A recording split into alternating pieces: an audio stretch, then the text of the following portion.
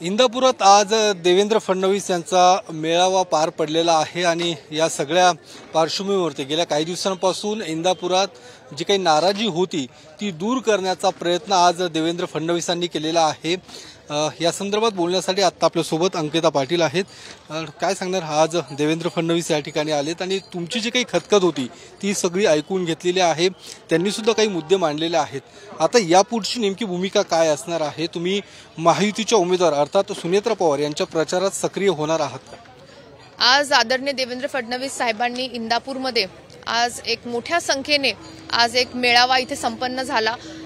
आता ही चौथी मीटिंग आमची त्यांच्याबरोबर होती आणि निश्चित पद्धतीने आमच्या सर्व कार्यकर्त्यांची मनातली खतखत, कार्यकर्त्यांच्या भावना त्यांनी भरपूर वेळ देऊन समजून घेतल्या, त्या दूर करण्यासाठी त्यांनी आश्वासित केलं आणि मला वाटतं निश्चित काळामध्ये आपल्याला महायुतीचं काम आता सर्व इंदापूर तालुक्यामध्ये मोठ्या प्रमाणात होताना आपल्याला दिसेल। ज्या पद्धतीने तुम्ही अजूनही प्रचारात सक्रिय होताना दिसत नाहीये, तर सुनेत्रा पवारांचा प्रचारात तुम्ही या पुढच्या याच्यात दिसणार असं समजायचं?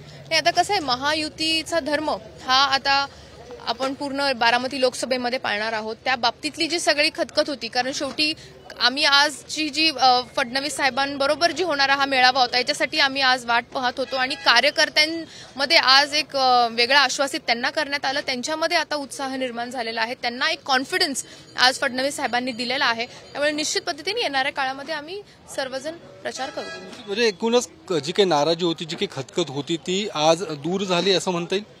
आज निश्चित पद्धतीने ती दूर झालेली आपल्याला दिसतेय।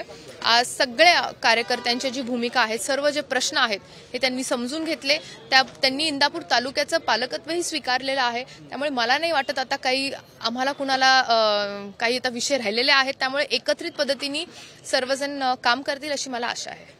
निश्चितच या सगळ्या याच्यामध्ये बारामती लोकसभा मतदारसंघातील महायुतीचे जे उमेदवार आहेत ते निवडून येण्याचा किती विश्वास तुम्ही या ठिकाणी व्यक्त करता? महायुतीमध्ये आज बारामती लोकसभा मतदारसंघामध्ये जर आपण पाहिलं तर महायुतीची ताकद खूप मोठी आहे। त्यामध्ये भारतीय जनता पार्टी हे एक खूप मोठं घटक आहे आणि पक्षाची संघटना आज पुणे जिल्ह्यामध्ये बारामती लोकसभेमध्ये खूप चांगल्या पद्धतीने ताकदीने ग्राउंड लेवलला गेलेली आपल्याला पाहायला मिळते। त्यामुळे निश्चित पद्धतीने सर्वजण आता एकत्र आलेले आहेत, सर्व घटक एकत्र आलेले आहेत।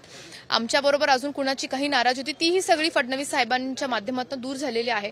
त्यामुळे आज आता नरेंद्र मोदी साहेबांना परत एकदा तिसऱ्यांदा पंतप्रधान करण्यासाठी मला वाटते ग्राउंड लेवलला सर्व भारतीय जनता पार्टीचे सर्व कार्यकर्ते आता इथून पुढच्या काळामध्ये कामाला लागलेले आपल्याला दिसतील आणि ह्याचा निश्चित मला असं वाटतं एक पॉझिटिव्ह रिझल्ट येणारे आपल्याला इलेक्शनमध्ये बघायला मिळेल।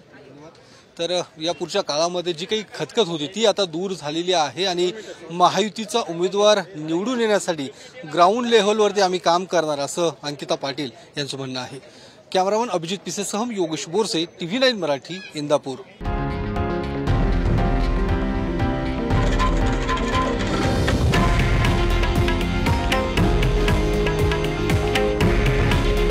हे आहे देशातील नंबर 1 न्यूज नेटवर्क आणि आपण पाहत आहात TV9 मराठी।